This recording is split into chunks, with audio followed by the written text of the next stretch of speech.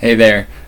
Just a quick note. This is actually my informative speech, not my persuasive speech. I had got the two mixed up, so this is my informative speech on the history of basketball.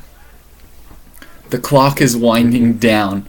5, 4, 3. He shoots. He scores. The buzzer goes off. That is the wonderful sound of basketball, the closing seconds of a game. And if any of you have ever wondered how basketball has evolutionized to be the sport that it is throughout the world, I'm here to give you that information, to give you that heads up. So when I was 14 years old, I was 6 feet tall.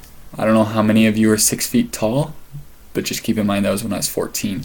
Right now I'm 23 and I am 6'8", and I love playing basketball. I have since I was, 2 feet tall, however tall I was when I could walk.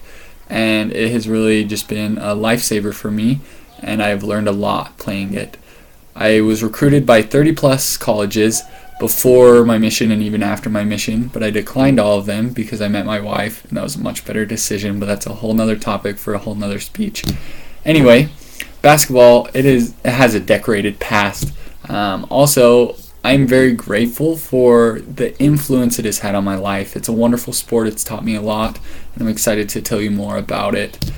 Also, have you ever met someone that was tall and you asked them the question, do you play basketball? Can't tell you how many times I've been asked that question. It is too many to count.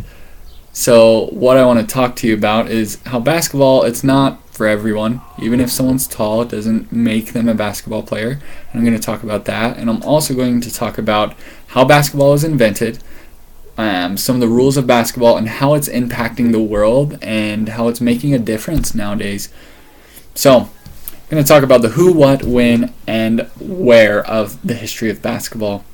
On December 21st, 1891, Dr. James Naismith, he was a Canadian theologian and a PE teacher. He invented the game of basketball. He did so by doing the following.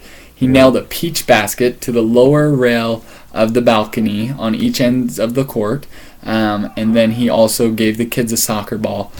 At this time, he said that it was the start of the first basketball game and the finish of the trouble of the class. The class was very rambunctious. It was a bunch of teenage boys, and he had to come up with something to keep them out of trouble, to keep them from making mistakes and, making bad decisions. So he invented basketball.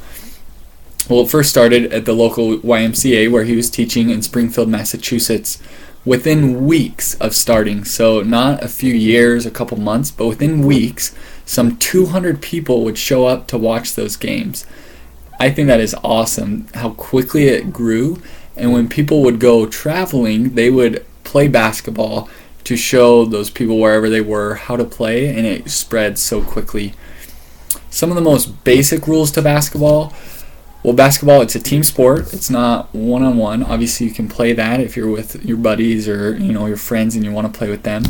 There's 2 teams of 5 players each playing, and they try to score by shooting a ball through an elevated hoop at 10 feet tall into the orange rim is what it's called. The game is played on a rectangular floor called the court, and there's a hoop at each end. There's a lot of conditioning when it comes to basketball because you're running on one end to the other, and it's just back and forth. It's great, but I sometimes did not like basketball practice because of how much running you have to do. And depending on what age you are, the rules slightly change. Some of them are a little more advanced, the others not so much. So it really depends on what age, but there are some rules that are taken out and put in depending on where you're at.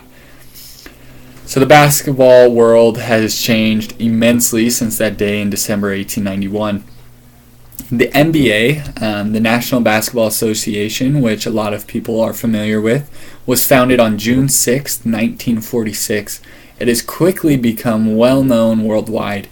The NBA Finals, which is basically like the Super Bowl of basketball, it is broadcasted in 47 different languages and to over 215 different countries. I think that's amazing. Some of the countries include China, Colombia, and Tanzania. Can't even say that 5 times fast, but it's broadcasted throughout the world, and I think that is so fantastic. I love it so much. Also, this is another interesting fact.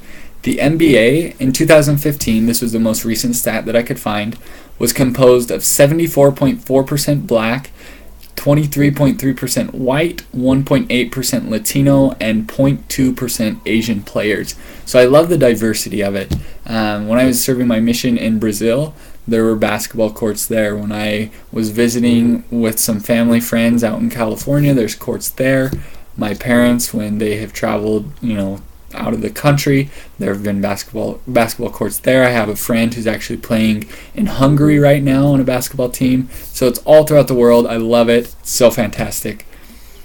So I know this is kind of a quick one, and I went in just to the very basic information of basketball. But I hope you've been able to see how it can be beneficial, how basketball is a great sport for young men and young women to play, that it really has impacted the world a lot. And it has taught me personally a lot of life lessons. Also, many people feel that they're not very coordinated to play basketball. Anything that is worth doing, which basketball is, takes some hard work, fortunately, right? So don't be afraid to go shoot some hoops with your family or friends, because at the end of the day, it's a great cardio workout. Also, I'm just going to end with a quote from Dr. James Naismith himself, the inventor of basketball. He said, and I quote, "Basketball does not build character, but reveals it." Thanks so much for listening, guys. Hope you have a great night.